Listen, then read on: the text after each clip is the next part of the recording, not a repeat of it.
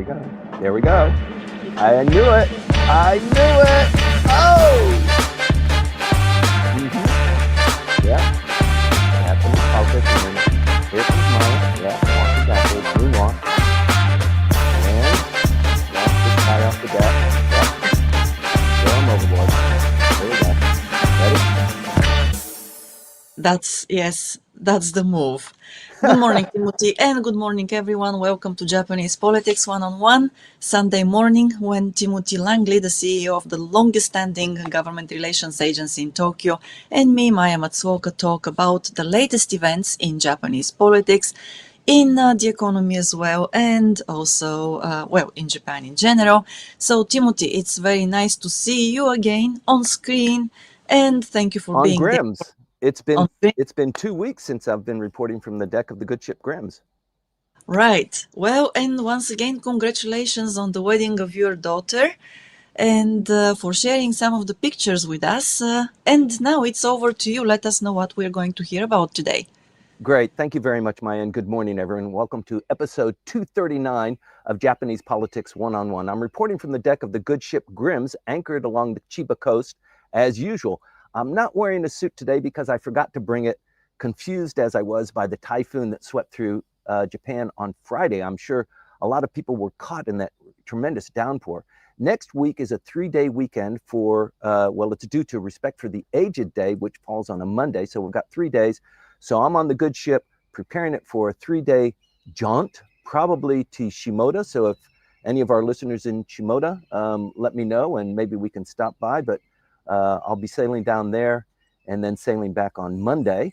But before that, let me dive into what we're going to get into in today's briefing. It is an extremely volatile, it's not just here in Japan. I mean, Japan is volatile enough, but throughout the entire world, there's just so much volatility going on. The volatile US dollar compared to the yen exchange rate is a cause of concern. We're going to continue to watch that. It is a reaction to other things that are going on, and I'm going to report on that in today's briefing. Prime Minister's whirlwind diplomatic agenda and the outcomes of that. It's been incredibly, increasingly important. Not quite a state visit from Panama, but a visit from the president of Panama and the president of South Korea as well. The domestic political earthquake and the leadership votes and Ishiba's fate will be decided tomorrow, the 8th of September. The economic challenges that Japan faces, trade, inflation, and the Bank of Japan policy. I'll get into that a little bit. And regional security flashpoints from North Korea to Taiwan and Japan's defense posture, the visit of the magnificent British aircraft carrier to Tokyo and Yokosuka. And with the forward-looking wrap-up, I'll tie it all together. Let's get into the beef of this, but let me pass it over to you first, Maya. Okay, thank you, Timothy. And if you're watching us now or if you're going to watch us later, please do let us know that you have been here with us. Hit like, subscribe or share. So to everybody who shared this update, the post about it on LinkedIn, thank you very much. We appreciate it. And of course, if others who haven't done this yet, if you find this update useful and helpful for you, your friends, your colleagues, share the love. Yes. So thank you very much in advance for doing that. And of course, once again, we're doing this on YouTube, on LinkedIn, Facebook as well, in Clubhouse as well. And apologies for Clubhouse. It's, incompatibility between the platforms, so the volume there is a little bit low, but you can once again move to YouTube or LinkedIn to watch the full volume brief. So Timothy, over to you once again. Okay, and also as an added value, Maya, you forgot to mention the synopsis. It's not like the actual online presentation where we have actually the Q&A, but it does keep you up to date if you can't watch the YouTube or the LinkedIn version of it. But it's better to watch here because when we get into the Q&A, in the synopsis, we only mention what the questions were. We don't get into the details there. And actually, I think the Q&A session is really where the beef is. But let me just tee it up. As of Friday's close, the dollar stood at 146.82, a little bit stronger than it was this time last week, but volatility remains the name of the game, with external and domestic pressures shaping the near-term trajectory. The upcoming Bank of Japan meeting on the 20th will be pivotal. Everybody's watching for that, and markets speculate whether Governor Ueda and the policy board may signal further tightening to counter inflationary pressure and stabilize the yen. As you know, the U.S. has been clamoring for that. The rising U.S. yields, ongoing tariff uncertainty, and divergent monetary policies between the Fed and the Bank of Japan all conspire to keep investors on edge. And for now, the range of 145 to 150 seems to be likely, but sudden interventions cannot be ruled out, and there are sudden interventions on the horizon. Let's talk about what's keeping the Prime Minister busy diplomatically. He had a whirlwind visit this last week in diplomacy. Japan hosted TCAD 9. You remember that?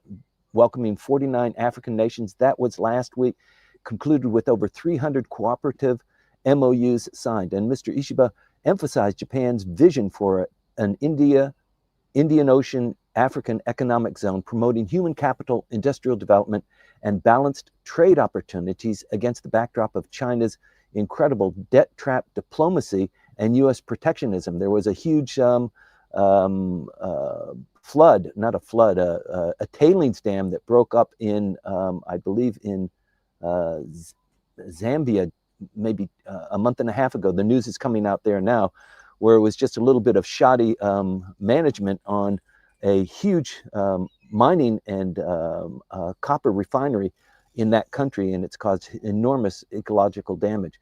But the Prime Minister held 34 bilateral meetings during that summit, and it underscores Japan's rising strategic positioning. It's continuing to evolve over time. Mr. Ishiba is not Mr. Kishida. Mr. Kishida was good at this. He was good on his feet with the diplomacy. Mr. Ishiba is not as skilled, but he is pursuing this hotly. Over the weekend, Mr. Ishiba welcomed South Korean President Lee Jae-myung for the first Japan-Korea summit of Lee's presidency and Mr. Lee's first overseas or external visit as president. And the two leaders recommitted to closer relations, announcing expanded working holiday visits. They expanded it by twice. So holiday visitors from Japan going to South Korea and South Koreans coming here. It's usually a 3-month visa. They've extended that to, it can be renewed once for another 3 months. But it is advancing more coordination on denuclearization and economic security. Mr. Lee now continues on to Washington. He was in Washington last week on Tuesday and Thursday, I believe. And Mr. Ishiba welcomed, as you remember, Mr. Modi on the 29th of last month. So a lot is going on. Mr. Modi's visit has produced a great economic security framework with Japan, but finishing up in Japan, he visited China and participated in the military parade there. So there's a lot of consternation going on between the United States and India, and Japan and India. So he is part of the Quad. India is part of the Quad. So it's a very delicate situation. Meanwhile, Foreign Minister Iwaya visited or hosted his Japanese counterpart for the first strategic dialogue between Japan and Germany, agreeing on closer G7 coordination and planning following a 2+2 meeting later this year, probably in October. Defense Minister Nakatani again is also preparing to travel to South Korea in probably next week, and this will be the first such visit since 2015, and a sure sign of deepening trilateral defense cooperation. You might remember that when Mr. Yoon lost the election, or actually he was impeached, and then the opposition parties came in, there was a lot of concern that the relationship between Japan and South Korea and Japan and South Korea and the United States might deteriorate, and the signals are that it's really improving. There's a lot of effort being put on that. That's a good signal. With domestic politics, this is really hot now. Domestic political situation is moving at lightning speed. Tomorrow, between 10 o'clock and 3 o'clock, LDP lawmakers and the 47 prefectural councils must cast their votes on whether to trigger a recall election. So if you're going to vote for an election, you must show up. I think you can probably send your secretary to carry your vote, but the vote must be written it must be signed, and it must be hand delivered into the LDP headquarters. So the LDP headquarters is going to be swamped with NHK, a huge report of all of the news agencies, photographs and stuff like that.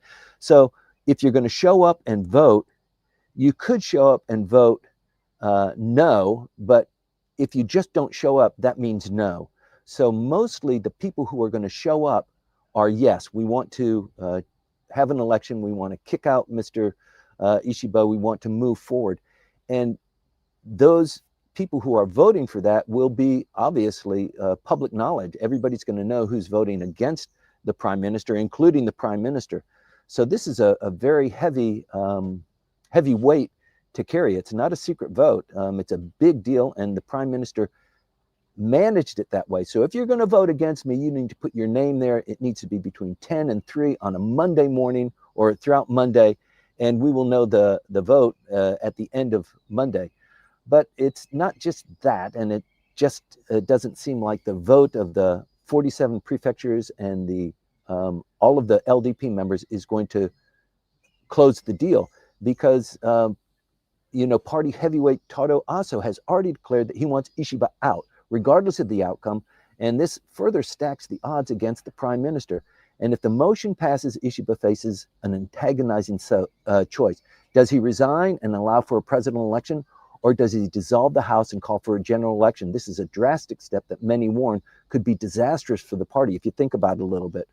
It doesn't look like he will accept the vote, hold an election for the new party president, and run himself. I think when we were here 2 weeks ago, or even last week, if they held that party election and he's still prime minister, party president doesn't mean therefore prime minister. He's prime minister. It's different from being the party president, but he could still not be the party president of the LDP and prime minister until there's a general vote within the Diet to kick him out. It's a completely different process. But as prime minister, those people that voted against him, he could reconfigure his cabinet. There's still a lot he could do, and it doesn't look like that is going to be the case. The mood within the LDP is shifting rapidly, and even at cabinet ministers and junior lawmakers, some of the sub-cabinet ministers have voiced their support for a recall, while former allies have urged Ishiba to step aside for the good of the party. At the same time, Agricultural Minister Koizumi has emerged as a rising figure, strangely enough, carefully positioning himself as a potential successor. His reformist image and his youth resonate with the younger voters and could reshape the party's leadership landscape. It's something to watch very carefully. For the time being, he's being careful. He's watching his words. He is a minister. He cannot really say anything negative against the boss or challenge him, but it's a very delicate situation, and things will happen this week. Maybe even tomorrow we're going to find out the true direction that we're going. The economic challenges that Japan faces continue to mount. Exports to the U.S. fell 10% year over year in July, with auto exports down nearly 30% in value terms. The Trump tariffs now set at 15% after negotiator Akazawa's recent trip to Washington. I think he's coming back tomorrow. And by the way, since he's not going to be here for the vote, it doesn't make any difference, because he's definitely not going to vote to kick his boss out of the prime ministership. He loves that the prime minister is Mr. Ishiba, and that Mr. Ishiba is his friend and the representative from a contiguous prefecture, and that he's appointed him as the tariff negotiator. That's a big deal. And Mr. Akazawa has actually risen hugely in prominence and in posture and skill. I mean, when he was first appointed as the negotiator, a lot of people criticized the choice, but he sure has come up, and he's just coming back from Washington, D.C., and I believe he has reached a partial reprieve, and he's the $550 billion Japanese investment commitment, which has raised eyebrows. I think there's more clarity going on with that. There's also more clarity about what exactly the tariff number is going to be. But critics note that the profits are heavily skewed towards the U.S. on the $550 billion, but there's a 90-10 split beyond a certain threshold. So I'll get into that. it probably is ripe for a deep dive on Langley Esquire. I'm thinking about that. Meanwhile, the inflation data for August will be released on Friday, with markets bracing for persistent price pressures. The government's controversial plan for Nimayan 20,000 yen per person cash payments is under review, and the revisions look likely after criticism from opposition parties and even from coalition parties. So the real wages have showed a modest 0.5% uptick in July, and this is the first increase in 7 months, buoyed by bonuses. But households remain squeezed, and it doesn't seem that this has got really good legs on it. Every day, every week, every month is different, and it's just really a tenuous situation, not just for the prime minister and his cabinet, but for the nation as a whole. Regional security and defense is really high on the topic list. The defense posture is evolving rapidly in response to regional flashpoints, and it's not just North Korea or Taiwan.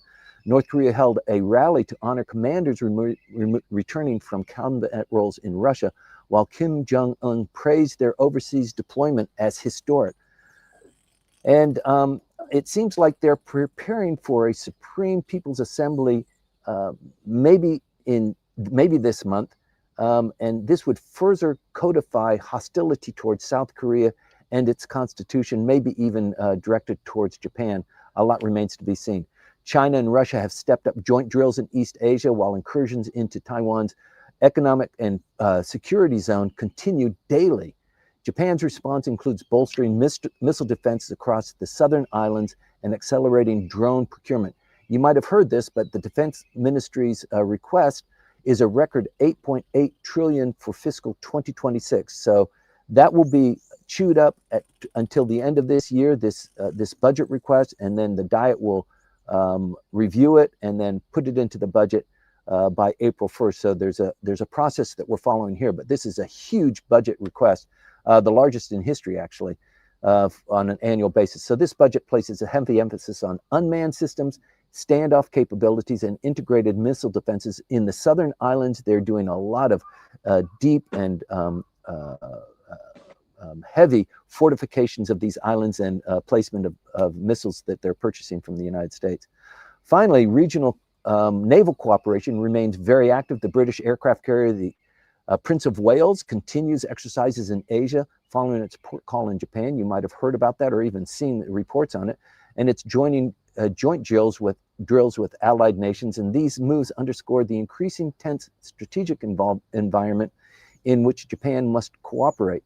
So you know that Britain, Italy, and Japan are together on the advanced jet fighters, but it's not just in the air, it's also on the seas as well. And this is a big visit from Britain's largest aircraft carrier to come to Japan. So it's a pretty big deal, and it just follows the pattern that we've been following for months and months. And as we wrap up, it's clear that the domestic political crisis is colliding with the volatile regional and global environment. Prime Minister Ishiba's future may be decided within days, while the yen and the economy remains under strain. Abroad, Japan is stepping up to lead in the fracas, but it has deepened its ties with its neighbors and invested in defense capabilities, but it still has a long way to go. September will be a month of furious activity, politically, economically, and diplomatically, so please continue to watch this channel. We report every week at 8:20 Tokyo time. And thank you all for joining this episode of Japanese Politics. Let's get into the Q&A before I hand it back to, I'll hand it back to Maya so that we can get into that portion and maybe generate more heat and light than I've already been able to do. Thank you very much for listening. Maya? Thank you, Timothy. Okay, yes, we're moving to the Q&A session. And again, if you haven't subscribed yet or hit like or commented, left your questions, please do that. Do not hesitate to do it. Also, feel free, and we invite you actually to share these briefings with colleagues, friends, acquaintances, who you think might benefit from the information we share here. And of course, as Timothy mentioned earlier, the synopsis goes out every week, a couple of days after the briefing. So if you haven't subscribed yet, please feel free to subscribe. To subscribe, you can go to Langley Square's website or just DM me or Timothy, and we'll add you to the subscribers list. So, and well, now moving on to the Q&A, the questions here. We've got a couple of them, and just give me a second to move to LinkedIn first. Here we go, and find the post there, because LinkedIn makes it a little bit difficult to find these posts, but here we go. So the first ones, as always, of course, we've got, guess whose questions? Mr. Brewcream. Yeah, so we've got Byron there. Oh, I lost it. Okay. So for those who are new to the audience, Byron lives in Washington, D.C. He is a frequent commentator. He's very knowledgeable about what's going on. I'm not sure what kind of spooky job he has. That's not disclosed, but he always participates and he always brings really good insight and questions to the program. So thank you for that, Byron. Thank you. Yes. So the very first question is: since Prime Minister Ishiba needs the full unanimous cabinet support with signature to dissolve the House, and some cabinet members are not willing to sign, that threat to dissolve the House is an empty one. So Maybe. it is likely that a new LDP presidential poll would Yep. be announced tomorrow, and Prime Minister Ishiba is unlikely to contest again. Yep. Timothy, what do you think Yep. about? Yeah. Given all the possibilities and the permutations, I agree with you. He could, say this to the cabinet. The cabinet will do what he wants him to do, even though they probably don't like it. They'll bite their tongue and they'll do what he wants to do. It to me, it would be unwise to hold a general election, but it is an opportunity for the LDP to somehow, a Hail Mary pass, come out and repair the difference of 13 House seats to control the lower house. It would be a gamble, but they don't have the lower house. They don't have the upper house. They can't control legislation. He's got to do something. It might be a Hail Mary pass. Let's close it out and let's pray that maybe people fall in love with us. They respect what the LDP is doing. But I think the damage of Sewakai and the money that was pocketed over the last couple of decades, and the decision of Mr. Kishida to diminish or dissolve the factions, it really weakens. I mean, it is every man for himself. All of these people who are moving into the LDP headquarters tomorrow to make their vote, they're not voting in block. Everybody used to vote in block. They stuck with what the leader of their faction said. And so there are a lot of independents within the LDP, and that also strengthens, well, how about the LDP splitting up? There is a theme that's going on there. I think that is unlikely too. There's too much power in having a cohesive whole, even though they might hate each other, but having the LDP as a voting bloc. But then again, if you don't have the numbers, if you don't have a majority in the lower house in particular, but they don't even have a majority in the upper house either, it's an exciting time. I can't predict what's going to happen, but I think you're close to the truth there. And then the other one, I think probably he has other questions, Maya? He does, yes. Yeah, I think he's probably going to ask about Ishin. Once again, his favorite party to be the coalition partner for the LDP. But anyway, let's move on. Right. Okay, just before I move to the next question about Ishin, of course, I wanted also to ask you, some observers of Japanese politics still count the numbers of faction members, former faction members, Right. and they observe how these faction members actually are, on which side they stand, whether they're Yeah. pro presidential election or whether they're pro Ishiba, staying in in the position. So my question to you is, well, we know that there is only one faction left, that Mr. Aso's faction. It hasn't been dissolved. But what is the possibility of these factions actually being re-established officially again? Oh, Because I it seems, yes, you mentioned that, yes, it's an exciting time because people do not vote in block, but still, um, a lot of observers believe that there is something there. There are remnants of yeah. these, yes, of the factions. Yeah, so there's a bad taste in the public's mouth about factions, particularly the largest faction, the most powerful faction, the faction that has selected prime ministers for the last 2 decades, the Abe faction, the former Abe faction, Seiwakai. So it's unlikely that factions, but they're still unincorporated associations.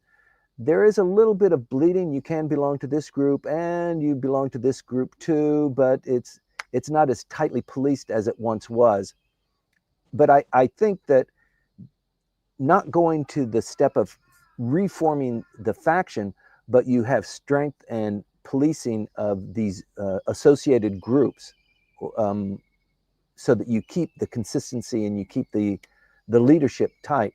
I think that's inescapable. Politics is just about numbers, and you need to guarantee those numbers when you go for a vote or when you're promoting a certain individual for a position with the incoming prime minister. So it does have a lot of strength to it.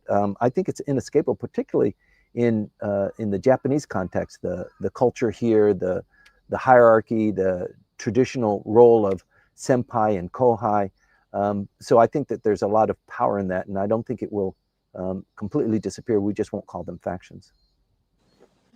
Okay, thank you for that. And Hiroaki on YouTube, he mentioned that yesterday Ishiba, Suga, and Koizumi met. So, in line with well, Mm-hmm. the turbulence within the LDP, I believe this is good information. Thank you very much for sharing this, Hiroaki. All right, and then moving on to the next question, Okay, Timothy. just before I move on, we move Yes, on. yes, So please. Hiroki always asks a really good question, and there's more depth behind that we he doesn't get into, and we don't typically get into, because sometimes his questions are they're a little bit esoteric, and it's hard for us to get into it. But let me point out that Mr. Suga was former prime minister, and he is a shell of what he used to be. You can see it in his face. He's not as active. His gaze is a little bit distant. He is a member of the lower house from Kanagawa, and as is Mr. Koizumi. So the fact that the prime minister met with those two probably has more to do with moving forward and getting votes and solidifying maybe Kanagawa, which has a lot of voters there. But once again, Mr. Koizumi is evaluating his options too. Um, but it's hard to read what that particular meeting indicates. So I'll hold back on that, but it is interesting, and I appreciate you raising that point, because there is just a tremendous lot going on. Put yourself in Mr. Ishiba's position. Is he going to continue to be prime minister? He wants to be. It seems like a lot of people want to kick him out, but there are a lot of people that say, we love you. You're doing a great job. There's a petition going on for him to stay in power. There are protests. Keep keep the faith. Keep going, Mr. Prime Minister. So it's not everybody is out for blood. He does have a strong contingent that wants him to remain in power, Yeah, except Mr. Aso. except Mr. Aso, yes, except him. Well, we heard the other day at Dan Harad's briefing that Mr. Aso has very clearly stated that he wants a presidential election, right? Yeah. So, yes. So Okay. the Aso faction, it is the only remaining faction, as you said. They had a 2-day offsite this last week in Yokohama, where they all got together. They talked about strategy. They talked about how tight they are and how much they love each other, and maybe settling some of the differences that might exist, but to go in strong and follow the leadership of Mr. Aso. So if Mr. Aso apparently wants something, he's he's going to get it in spite of what the vote might be tomorrow. So there's a real battle of wills going on here, and I think Mr. Aso cannot compete with that. Right. Okay. Thank you for this clarification. And since we're talking about LDP dynamics, I will read out Rossi's question and then move on to the second question from Byron. So Okay. here we got, you expressed that Ishiba is unlikely to resign for the sake of the party. Is it still important to keep his goals as prime minister in mind?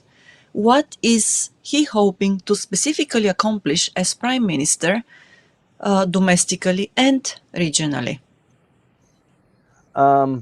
I think it goes beyond that, Rosie.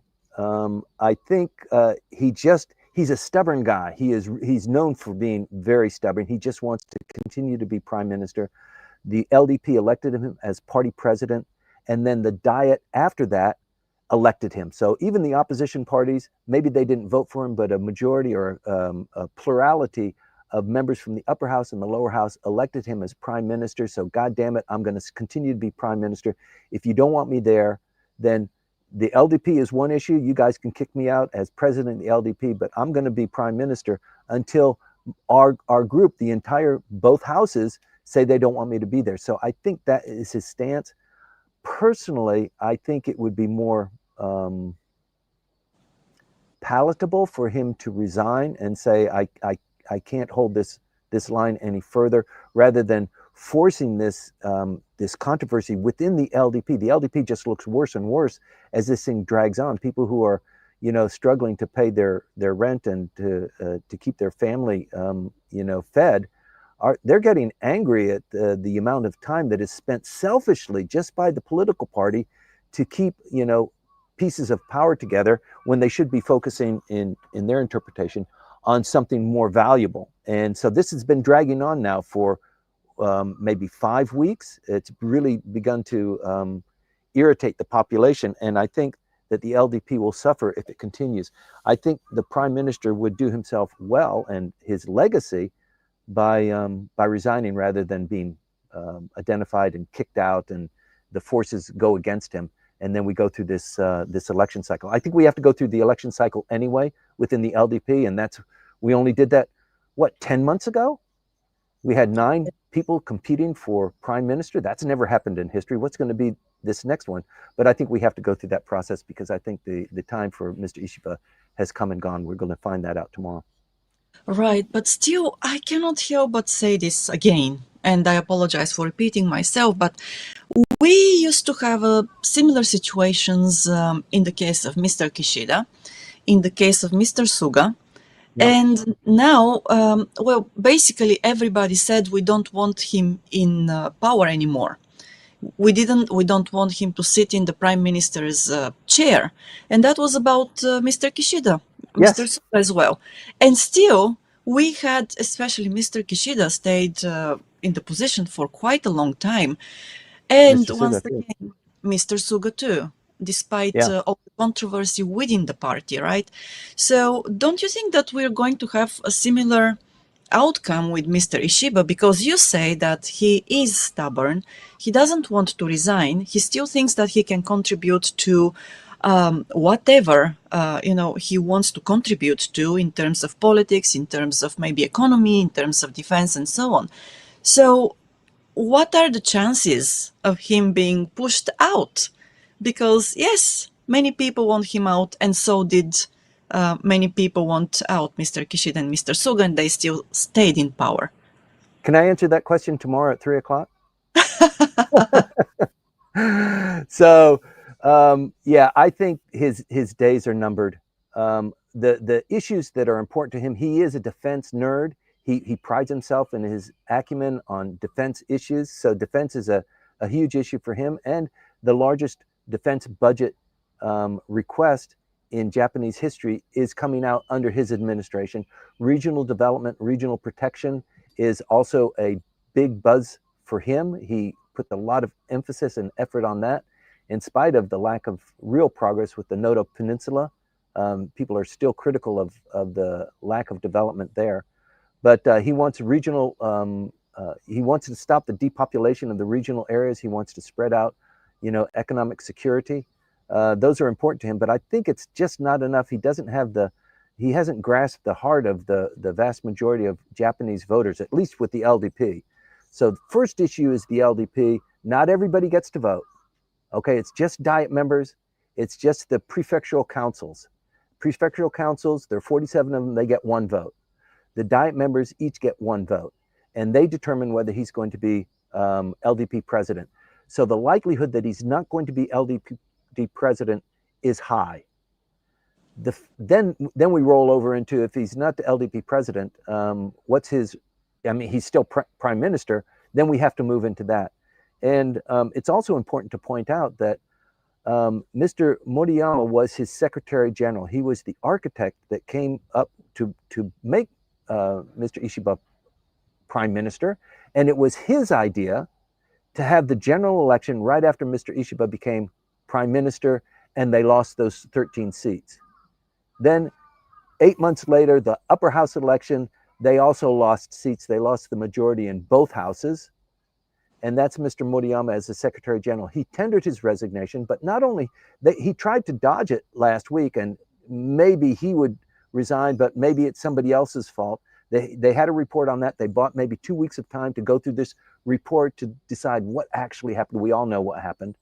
And at the end of the day, not only did he resign, but his 3 lieutenants also resigned. So the LDP, they tendered their resignation. Mr. Ishiba has not accepted those.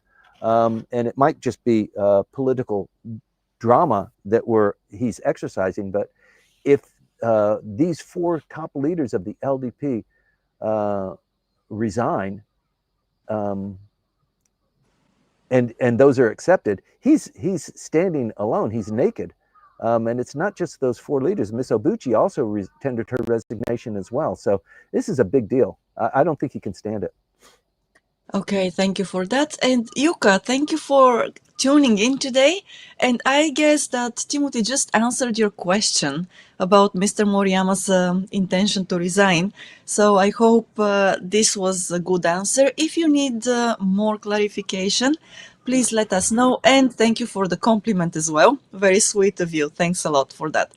Okay, so and then moving. Oh, we're still within the LDP dynamics. Okay, from Greg, we've got within the new power dynamic, how easy would it be for the LDP to push through their preferred prime minister choice? Timothy. So that leads to Byron's next question, which is Yes, who is going to be the coalition partner for the LDP? So yes. this is good forward thinking, Greg. Thank you for the question. The LDP by itself cannot select the new prime minister. It is unlikely. They need to have a coalition. They need to have one more coalition partner so that they can convey to the upper house and the lower house that we are cohesive. We have a plurality. Our guy is going to win if it comes up to a vote. You guys, the Constitutional Democratic Party, we know you're going to vote for Mr. Noda. You don't have enough votes, even if you conspire with the Communist Party or Shinseito, which is unlikely. You still don't have the muster. We do, and we're going to bring this other party in. We're going to coalesce the forces, and then we're going to elect the new prime minister. Or alternatively, we're going to move into the general election and show to the Japanese population how great, how better we are under different leadership. We're going to have a new prime minister. We're going to have a new cabinet. We're going to have new members of parliament. So help us win. So that is a possibility too. But having 2 general elections in 1 year, that's, that costs a lot of money. It shuts down the government. It interjects confusion. But, anything to get those 13 votes, I think that's probably the gamble. Indeed. All right, but also some observers predicted that we're not going to see a strong LDP for quite a while now, and a strong coalition either.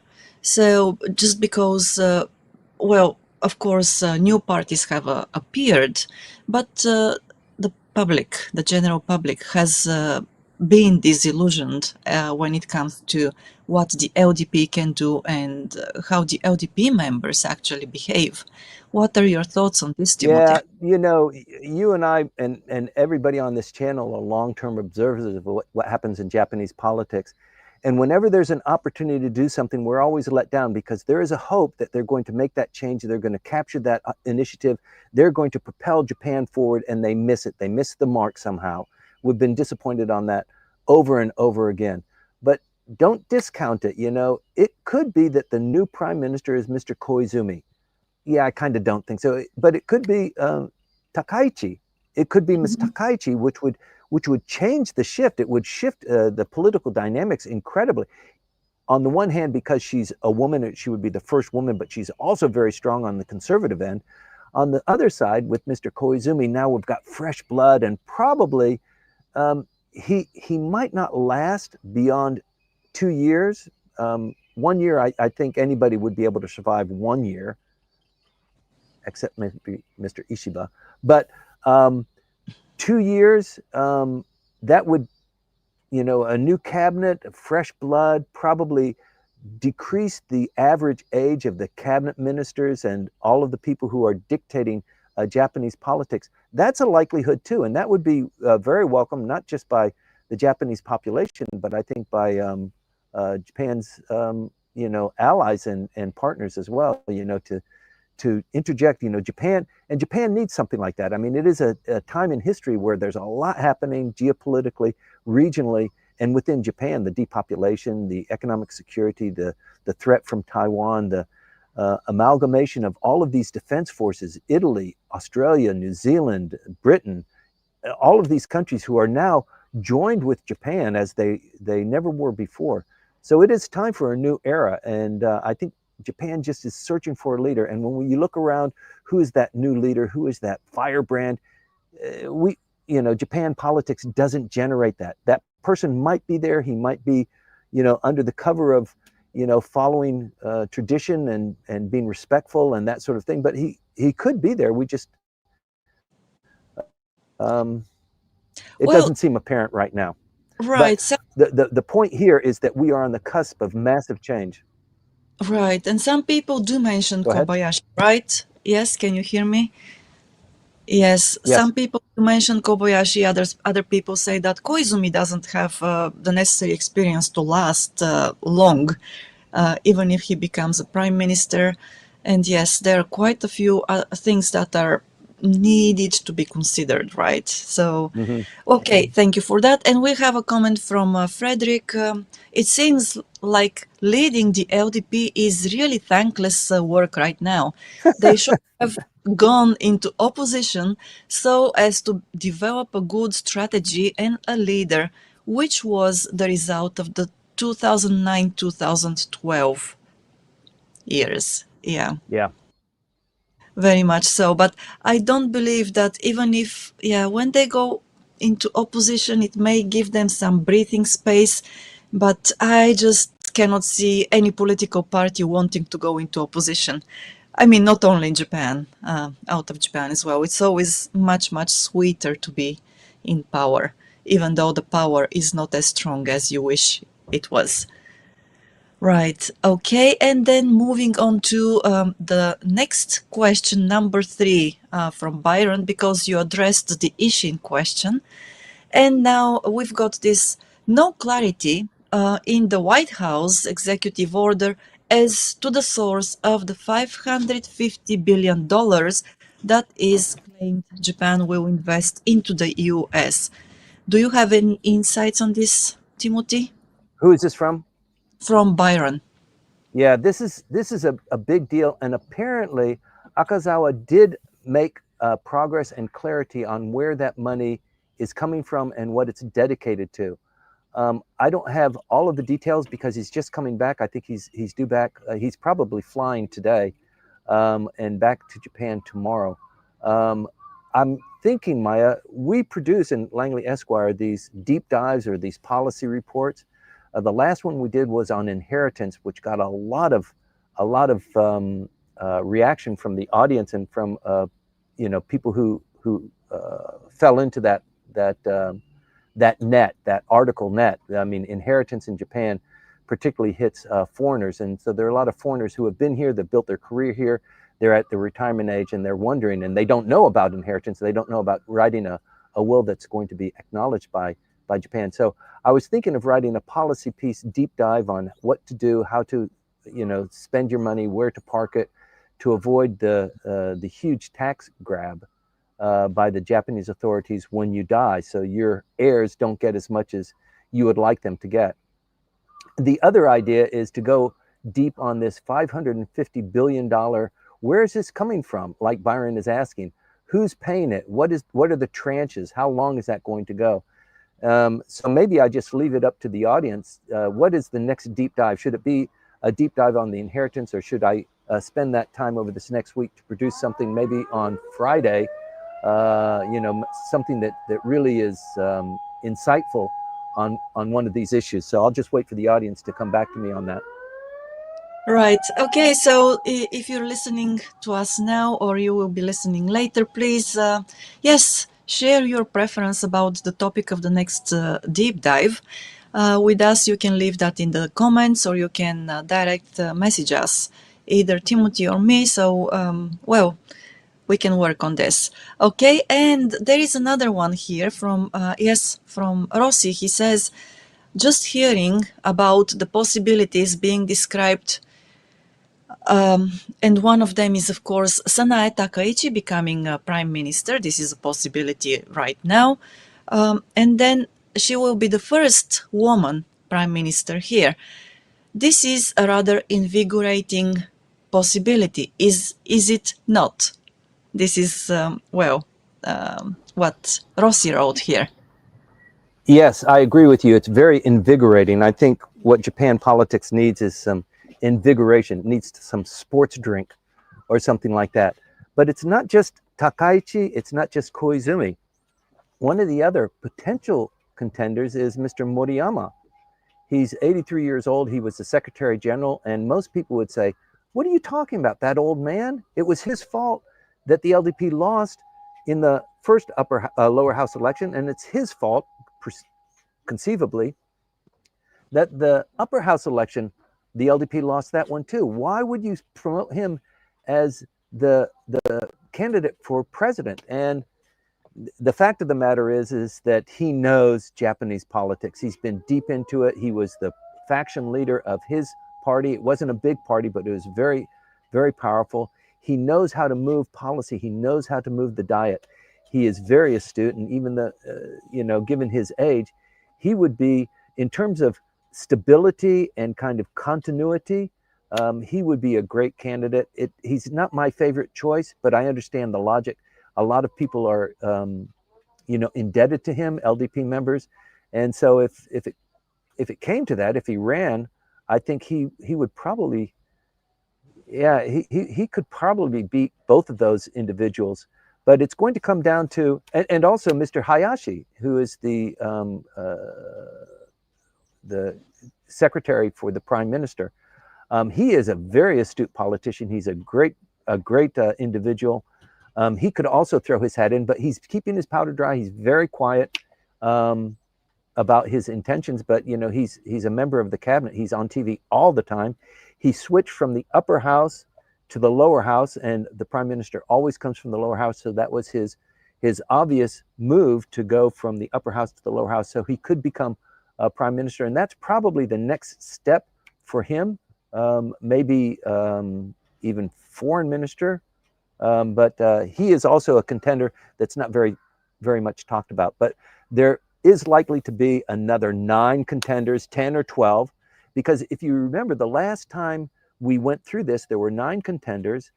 The guys in the Seiwakai could not run. They were restricted from all of the people who received any money from the money scandal. They were removed from party positions, and also for contributing at the committee level for 1 year. So they couldn't run in that election within the LDP, but they can now. So it might even be more than 9 individuals, including Mr. Ishiba potentially. Right. But even if there are more than 9 individuals, I believe that the number of women is not going to increase. Right? Maybe 2, 3. Okay. Yeah. You think that there will be some increase in the number of candidates? So being a candidate, having 20 diet members endorse you, because that's what you need to be a candidate for president of the LDP. You need to have 20 endorsements. Whether you think you're going to be a winner of that, it's good politics. It's good publicity to be a candidate. I mean, that's what Ms. Takaichi did. She was candidate twice, and people didn't know much about her. They knew that, she was a favorite of Mr. Abe. She wasn't a member of the Abe faction, but he endorsed her, and she rose in prominence. The former foreign minister also rose in prominence and is a potential candidate, although she's been keeping herself pretty quiet. But she's a sterling individual too. So having a couple of women there, I think it would be maybe a directive from the LDP. We've got 9 guys. Let's throw some women in there. We've only got 2. Let's have 1 more, maybe 2 more, because the Japanese population expects that. So it could be that too. All right, thanks for that. And we've got a question from Hiroaki. The question is, what impact do you think the rename or birth of the US Department of War will have on Japan, on the Indo-Pacific, and specifically the Taiwan Strait? That's a very deep question, Hiroaki. I think it's significant changing Department of Defense to Department of War.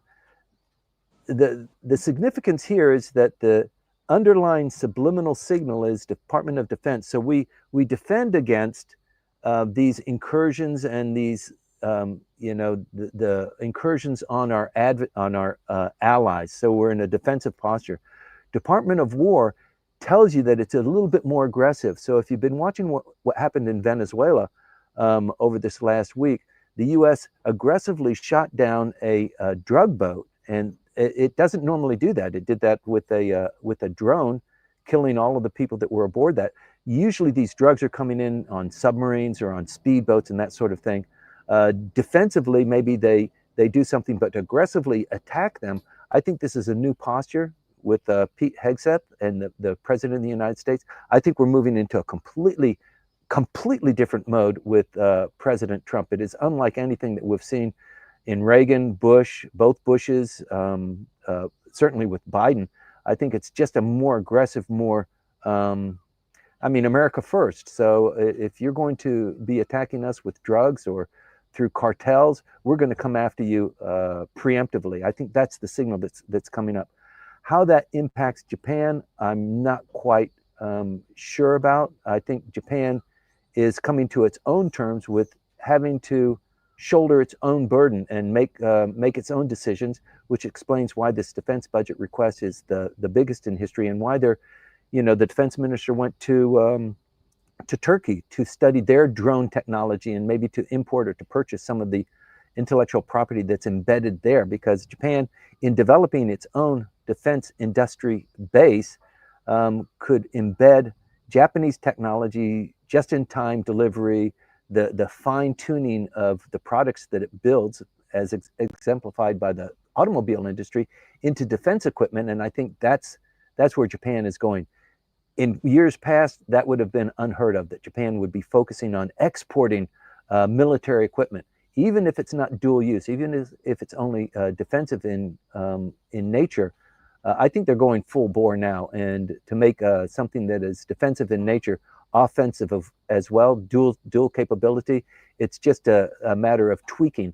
And I think that's where the Japanese economy is going. They're backing off on the automobiles. The automobiles are going to suffer under the Trump tariffs, and the decision from the United States, if you're going to be selling it in the United States, you need to build it in the United States.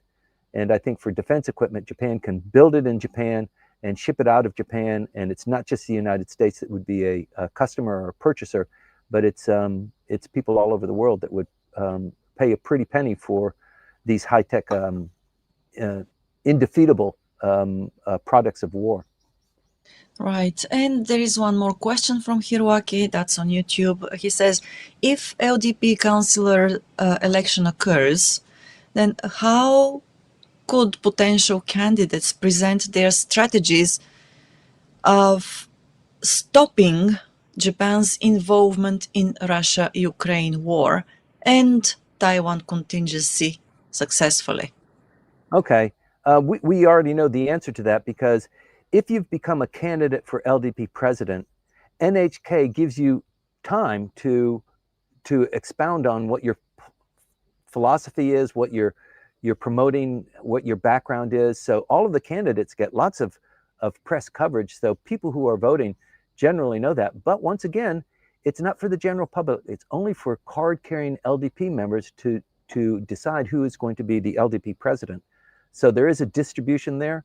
It's not like the current situation we have evolving tomorrow where only LDP members, diet members can vote. But in an election for the LDP president, card-carrying LDP members get to vote as well. Right. And just a clarification about Hiroaki's question from Frederick. Frederick writes, Defense Finance Accounting Services didn't get a name change to War Finance Accounting Services. It was just the Pentagon being obviously renamed.